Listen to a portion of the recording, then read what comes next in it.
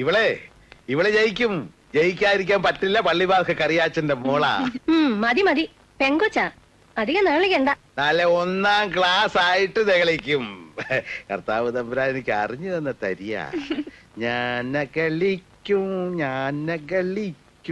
ഇവിടെ കിടക്കട്ടെ. എന്നതാ ഇത്?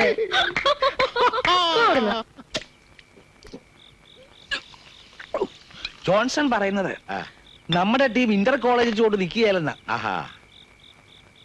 ഇന്റർ യൂണിവേഴ്സിറ്റിയും കഴിഞ്ഞ് എൽസമ്മയെ നാഷണൽ കോച്ചിങ് ക്യാമ്പിലേക്ക് അയക്കുന്ന. അച്ഛനൊന്നുകൂടാ. ഈശോയെ 2 കഴിഞ്ഞു. എന്നാ പിന്നെ വേണ്ട. അല്ല, എൽസമ്മയ്ക്ക് ട്രോഫി കിട്ടിയ വകയില് കറിയാച്ചേട്ടൻ ഇങ്ങനെ ഒഴിച്ചു തരുമ്പോ നാളെ വെളുപ്പിന് കുർബാനയുമില്ല.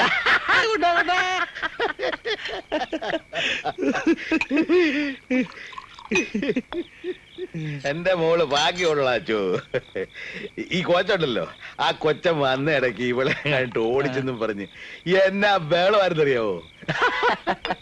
ഒടുവിലിപ്പതേ ട്രോഫി ആയിട്ട് വന്നപ്പോ ആള് മാറി.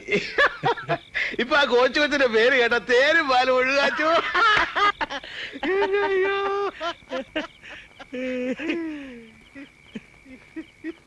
അതെ കറിയാച്ചേട്ടോ, ഈ പെണ്ണുങ്ങളുടെ മനസ്സാ ശരിക്കുള്ള മനസ്സ്.